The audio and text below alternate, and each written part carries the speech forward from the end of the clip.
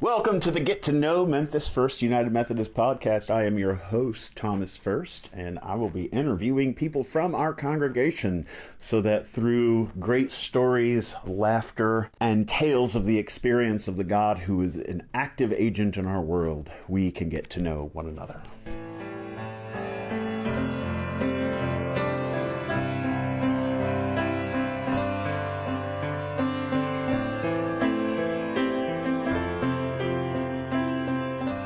Welcome back to the Get to Know Memphis First podcast. I am super excited to have you all listening today. I'm Tom First, and my guest today is one of my favorite people, the Miss Pam Kintner. And I'm excited about you all hearing her story. And Pam, I am excited to have you on the podcast. Well, it's fun to be here. Good, good. Pam, I always like to start off with asking people, when you think back at some of your earliest memories, who was the first person to sort of create a memory of God for you, or the first person that sort of when you think about like your relationship with God, who's the first person to like show you what that could look like? I guess I have some childhood imaginations of God. And Okay. when I was growing up, my parents were members of a big Baptist church, First Baptist Church in Shreveport, Louisiana. And this was a long time ago. And All the right. pastor there was a fellow by the name of Dr. Dodd, Dodd. But as Okay. a small child, I thought his name was Dr. God, God. That's awesome. And while I may have gotten this image a bit, his image may have overlapped a bit with some of those flannel board stories I was receiving down in the basement Sunday school class for toddlers. I pictured him a lot like Moses with the Ten Commandments, but instead he was this big fellow that stood in the front of the church with the Bible in his hand. So yeah, there was this little bit of that going on. Oh, But sure. I also knew him to be a really kind and gentle man. He Uh, would, for whatever the reason, I remember my mom being in his office and talking to him, and he let me crawl up on his lap and scribble around on his sermon notes. He was oh, just this gentle, kind person that really informed my sense of God, I think. what a Big, cool bold, image. kind, gentle fellow. What a cool image of just like being able to be a child and like crawling up on Dr. God's lap Yeah, and scribbling all over that which is sacred to him and him being welcoming to you. yeah, it was. It Huh. was it was another one of those, it was one of those good experiences. I keep finding the more I do these interviews that like the kinds of things that people are mentioning that are these first impressions of God or these people that impress them or impress God upon them that they're the kinds of memories that like often the other person wouldn't remember, like he might not remember like this kid who curled up in his lap and like scribbled on his sermon notes, but it was like profoundly and deeply shaping for your understanding of God. It was. It Uh, was. I was blessed to have good first senses of what God might be like. I mean, that'll just set you on a right trajectory for a long time. Right. Yeah, that's incredible. Um, well, and speaking of like senses of God, like what can you remember the first time in your life where you like would say, hey, I experienced God in some way? I wish I could say I had a big Damascus Road experience Me too, or but I never have, so but I you don't didn't. got to tell that Yeah, I story. didn't. I didn't. Um, but a lot I went to church a lot as a kid. I went to Mm, church a lot. Um, and that growing up in, I don't know if you've ever been in an big old church where there's lots of wood and old books, and there's just this mm. smell, this scent, this aroma that this is a church. I don't.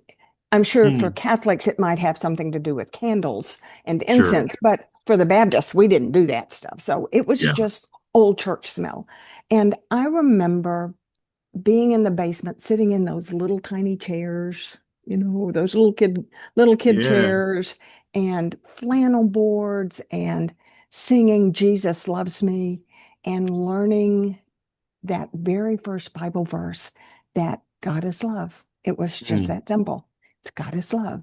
And so wow. that experience for me, it's just kind of the beginning. It's the beginning that just kept on growing, sometimes Wow. wandering off in odd, unwelcome, disappointing paths, but always coming back to that, Mm, always getting mm. back there. It's so interesting, like to think about the difference between like people who, whenever they're small children, their first impression of God is that God loves me, versus their first impression of God being like the one who's trying to like scare them out of eternal hell into heaven. And just the simple emphasis on love sets people on a much healthier spiritual process going forward. Not that that other kind of scare you to death experience didn't come, those experiences didn't come later because they did. Um, Yeah. I mean, but you were Baptist, so it was gonna yeah, happen. it's going to happen. It's going to happen. We're gonna get to that. If you died tonight, do you know where you'd be? Moment. Oh, I'm sure we could talk forever about that. I could Okay, complain forever we about could. that. Do you have someone in your life that you would look at? I mean, it can be now, it can be when you were a child or a teenager or a young adult or whatever. I mean, you could list more than one person, but do you have somebody that you look at and say, this is a person who was a spiritual role model or kind of like spiritual hero for me? Yeah, my mentor. Yeah, I do. My friend Mickey, she is my LGBTQ plus AA friend. She's Ah, okay. my friend who starts many conversations with, it's been my experience. It's, Huh. as I often say, as my friend Mickey would say, it's been my experience. Um, she, she's taught me, she's helped teach me about the God of my understanding, not the Mm, God that's everybody else's or the God that people say he is, but the God of my understanding. Because she's really big into AA. She's had lots of difficult life experiences, and mm, she's been really formative in helping and beginning my deconstruction and taught me about that God of my understanding mm. that is leading me to my reconstruction. So interesting. Yeah. What is it about her that makes you just sort of like in awe of her? Her favorite song, and she's a musician, her favorite song is It Is Well With My Soul. Mm, But she models that. She models that it is well with my soul, even when it is not well mm. with me. Um, Yeah. that that this faith walk that we're in, this faith journey that we're in, is not the Pollyanna Christian platitude kind of religion that a lot of folks that I knew growing up had. Right. That Right. it's not that God's going to fix this and take you out of this situation kind of religion, but it's the God that's going to be with us in this, and then also, so am I going to be with you in this. It's the God through and in other theology. So good. That's so good. Very, very John's gospel, sort of like God present with us, Yeah. rather than just like rescuing us from it. I'd Things. say if I could just coin a phrase for her, she would be my faith sponsor. You have an AA sponsor. Well, she's kind of my faith sponsor. She kind of, I like it. I like it. I, That's a I, that's a I, good line. I can go to her and she can say, no, no, no, think about this. You need to think about this. I think your uglies are showing, she'll say. Your uglies are showing. That's a Um, great line. yeah, it is. Your uglies are showing. You got this. We got this. We're going to get through this. We're together in this. Yeah. She's my faith sponsor. That's so cool. I like that. I like that language. Um, You'd like my so Mickey.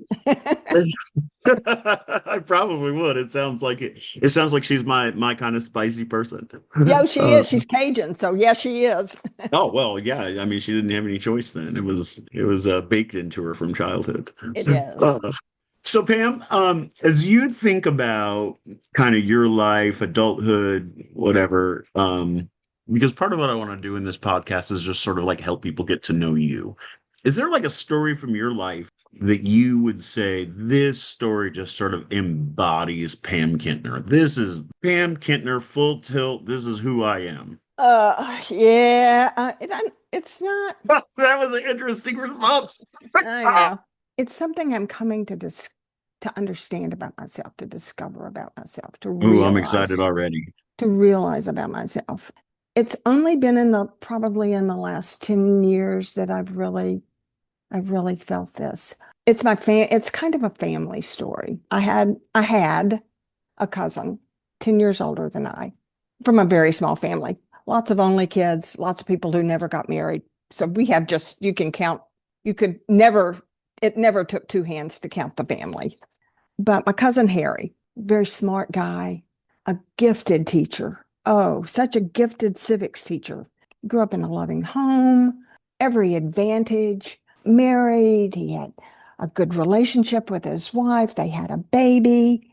And then in his early 30s, schizophrenia. Oh wow. And he lost everything.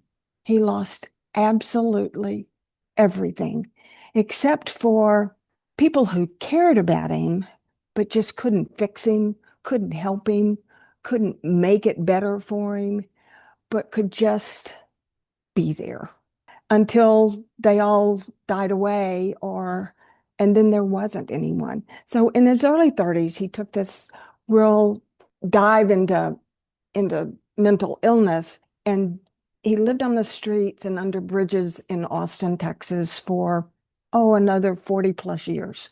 Long time. Wow. I You're know. Crazy that he lived that long. right.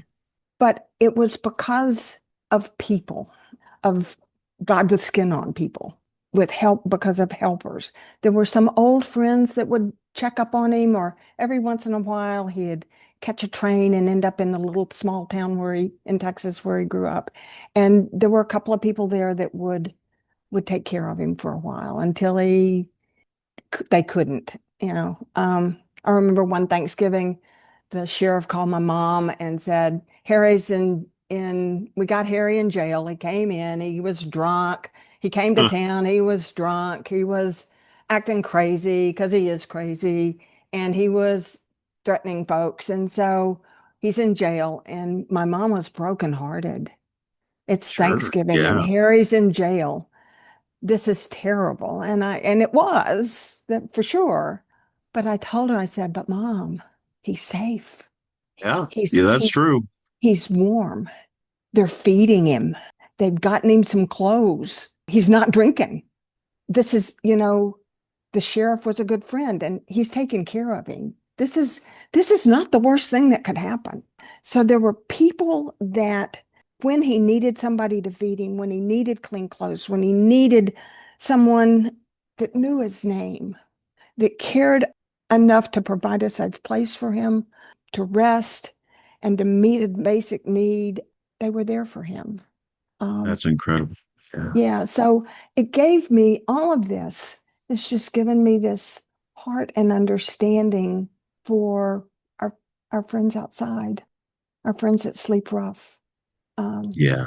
it changes, as my friend Mickey would say, it's been my experience that the folks that walk through our doors, that sit outside on our steps, that make a mess in the parking lot, that come inside on Sunday morning, it's been my experience that Yeah. they are people.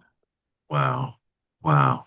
I can definitely see your heart for our friends who live outside. I can see your heart for them even more clearly after that story. That in each one of them you see Harry. Yeah, I do. I do. That's so powerful. That's so powerful. Gosh, thank you for sharing that, Pam. That is that is sort of the embodiment of the question of, what's a story that sort of embodies who you are. So thank you for that. So when you think about God, how does God fit into that? I think we were talking the other week after church, and I showed you a picture. I showed you a picture of one of our outdoor neighbors named David. I'd taken a picture of David during church. He was sitting one seat down from me on the aisle, Yeah. and he was asleep. David comes just about every Sunday. One Sunday, several months ago, I greeted him at the door, and he asked me if we had any diapers because he didn't want to come to church smelling like poop. His need, his vulnerability, his concern for others around him just shattered my heart.